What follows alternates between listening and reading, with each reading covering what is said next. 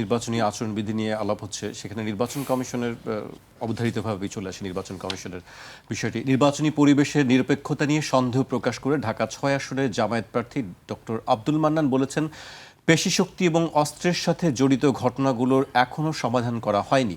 অন্যদিকে নির্বাচনের সময় কালো টাকার ব্যবহার একটি গুরুতর উদ্বেগের বিষয়।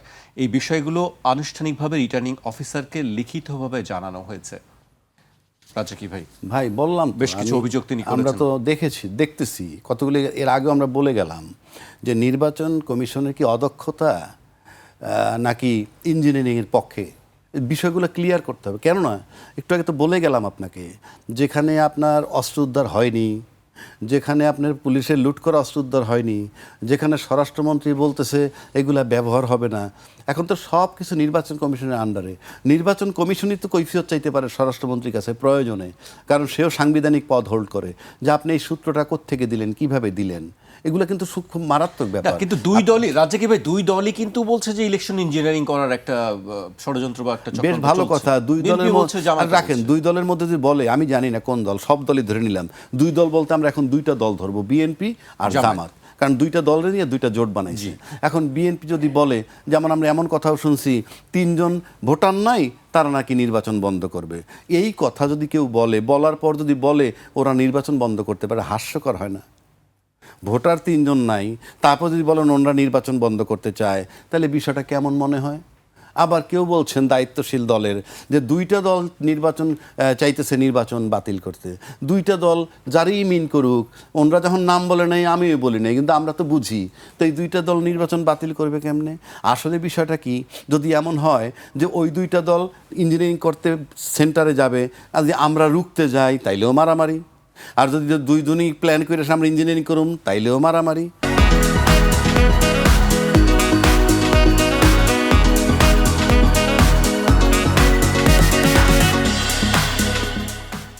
আবার যদি প্ল্যান করে আসে যে ওনরা ইঞ্জিনিয়ারিং করবে, আমরা বাধা দেবো, তাও মারামারি।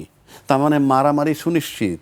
তার মানে নিজেদের উপরে আস্থা নাই, হাড্ডাহাড্ডি লড়াই। এটা হাড্ডাহাড্ডি লড়াই, নিজেদের উপরে আস্থা নাই। এবং মাঠ জরিপ করে দেখা গেছে ভোটারদের মনোযোগ জয় করতে পারে নাই, মন নিতে পারে নাই। 3 নম্বর, আপনি যদি মনে করেন বাংলাদেশ কি আসলে জানেন, বাংলাদেশ হলো ভুলে যাবার দেশ। তার মানে কি ইঞ্জিনিয়ারিং কি সুনিশ্চিত? আপনি যদি বলেন কোনো দল যদি 2/3 মেজরিটি নিতে হয়, ইঞ্জিনিয়ারিং ছাড়া নিতে পারবে না, এটা আমার ব্যক্তিগত ধারণা। 2/3 মেজরিটি কেন নিতে হবে? 2/3 মেজরিটি যদি আপনি না নেন, তাহলে তো আপনি যদি সিঙ্গেল মেজরিটি নিয়ে বসে থাকেন, তাহলে তো সব দল ক্ষমতায়, আপনি কিছুই করতে পারবেন না।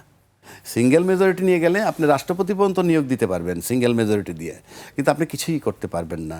আপনার মন মতো করতে চান, প্রত্যেকেই তার মন মতো করতে চায়।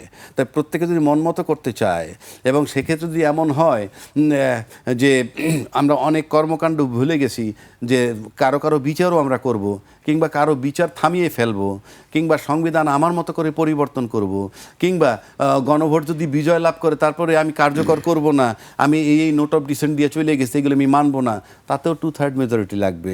যদি অন্যের উপরে ডিপেন্ড করতে হয়, তাহলে তো ঝামেলা হয়ে গেল। সুতরাং বিষয়টা হচ্ছে ওইখানে। এখন এই বাংলাদেশ যেহেতু ভুলে যাওয়ার দেশ, আমি যদি বড় দলের হইতাম, আজকে আমরা তো ট্যাগ পাই, টকশো করার পর আমরা ট্যাগ পাই, নিরপেক্ষভাবে কথা বলি, কখনো পক্ষে যায়, যার বিপক্ষে যায় সে ট্যাগ লাগায়। আপনি একটা জিনিস কি লক্ষ্য করে দেখছেন, যে সবই কিন্তু রাজনৈতিকভাবে প্রহসন যদি ধরি, যে অমুক দলের ভোট দিলে বেহেস্ত পাবা, এটা তো রাজনৈতিক বক্তব্য, মানে সুবিধা নেওয়ার, ভোট আনার, এই তো প্ল্যানটা তো এই। যদি তাই হয়, তাহলে আমরা যারা ফ্যামিলি কার্ড দিব, তারা তো দুনিয়া দিতেছি তাদেরকে, তাহলে একজনে দিতেছি দুনিয়া, আরেকজনে দিতেছি আখেরাত। মানে একদল বলতেছে ফ্যামিলি কার্ড দিব, স্বাস্থ্য কার্ড দিব, সে তো দুনিয়ায় বেনিফিট পাবে, তাহলে আমি দুনিয়া দিচ্ছি। আরেকজন বলতেছে আমারে ভোট দিলে বেহেশত পাবেন, আরেক দল দিতেছে আখেরাত। তার মানে দুইজন দুইটা জিনিস বিক্রি করতেছে, কেউ দুনিয়া, কেউ আখেরাত। এখন কেন বলতেছি কথা, দুইটাই তো লাগবে আমাদের, দুইটাই তো লাগবে। তো দুইটাই যদি লাগে, তাহলে হাড্ডাহাড্ডি লড়াই হবে, 2/3 মেজরিটি পাবে না। সেক্ষেত্রে ইঞ্জিনিয়ারিং এর বিকল্প কি? আপনি 2/3 মেজরিটি পাবেন কেমনে? আমি তো 4 কোটি ভোটারের কথা বলছি। 4 কোটি ভোটার ভাববে কাকে ভোট দিব। যার সন্তান মারা গেছে, সে যে দলেরই থাকুক, সে যদি দেখে যে তার দল ফ্যাসিজমের পক্ষে, ওখানে ভোট দিবে না। আপনি এইভাবে চিন্তা করলে দেখবেন হাড্ডাহাড্ডি লড়াই সুনিশ্চিত। সেই কারণে বলছি, ওই জন্য ইঞ্জিনিয়ারিং কথাটা আগাম নিয়ে আসতেছে বহুজনে, যে দুইটা দল ইঞ্জিনিয়ারিং করতে চায়। যাদের 3টা ভোট নাই, তারা যদি নিয়ে করতে পারে, ইতিমধ্যে আপনি কতগুলো পরিবর্তন দেখবেন, হোক সেটা লোক দেখানো, হোক সেটা লোক দেখানো, সবাই তো লোক দেখায়। আপনি যে সম্মান করতেছেন, এমন অনেক সম্মান করতেছেন। আমি একটা কথা আপনাকে বলছি না কিছুদিন আগে, ফলো করলে এখনও বাজারে পাবেন, যে আমার ছেলের বয়স 25 কিংবা আমার মেয়ের বয়স 25, সে যখন আমাকে অ্যাডভাইস করে এবং অ্যাডভাইসটা যখন প্রপার হয়, খুব ভালো লাগে, তখন আমি কিন্তু প্রচার করি। কি প্রচার করি? বা আমার মেয়ে কিন্তু ম্যাচিউর্ড হয়েছে, আমার ছেলে কিন্তু খুব ম্যাচিউর্ড হয়েছে, খুব ম্যাচিউর্ড কথা বলে, এবং সেটা আমি ফলো করি। কিন্তু যখন এটা আপনার সন্তান আমাকে এই অ্যাডভাইসটা দিবে, তখন আমি প্রথম তাকে কি বলি, যে তুমি লেখাপড়া করো, এইসব নিয়ে এত চিন্তা করো না। তারপরে যদি আমাকে অ্যাডভাইস দেয়, তখন বলি তুমি ইসরে পাকা। That is our character. আপনি এখন সমাজে খোঁজেন, পাবেন যে 25 বছরে বহু লোকই বহু অ্যাডভাইস দিতেছে, সেটা গ্রহণযোগ্য। আর 30 বছর পার হয়ে গেছে তাদের কথা। আমি যদি সবচেয়ে বড় দল হইতাম আজকে, আমি তো, আমার সাথে এই এনসিপির কোনো বিরোধী থাকতো না, এই জুলাই চেতনা নিয়ে কোনো বিরোধী থাকতো না। কেন বলছি কথাটা? বাংলাদেশ হলো ভুলে যাওয়ার দেশ, বাংলাদেশ হলো মনে না রাখার দেশ, বাংলাদেশ হলো সুবিধা নেওয়ার দেশ। যারা মারা গেছে তারা মারা গেছে, যারা আহত হয়েছে তারা আহত হয়েছে, কিন্তু যারা বেঁচে আছে তারা এখন জীবন যুদ্ধে লড়াই করতেছে। হাসনাত আবদুল্লাহ বলছে যে আমি মৃত্যু মাথায় নিয়ে লড়াই করতেছি, হাদি গুলি খেয়ে মারা গেছে। সুতরাং এইদেরকে আমরা গিলে ফেলে পারতাম। তোমরা আন্দোলন করেছো, যেমন ধরেন 5 স্টার হোটেল যারা বানায়, সেই হোটেলে কিন্তু যারা বানায় তারা থাকে না। তো একইভাবে এই যারা বানায়, আমরা কিন্তু এই একইভাবে চিন্তা করতেছি, তোমরা আন্দোলন করছো, তোমরা মন্ত্রী হবা কেন, এই কথা আমরা বলি। 5 স্টার হোটেলের লেবার আর আন্দোলন করে যাদেরকে সরাই দেওয়ার পর আপনারা এসে নির্বাচন করে ক্ষমতায় যাবেন চিন্তা করতেছেন, দুটি বিষয় এক না।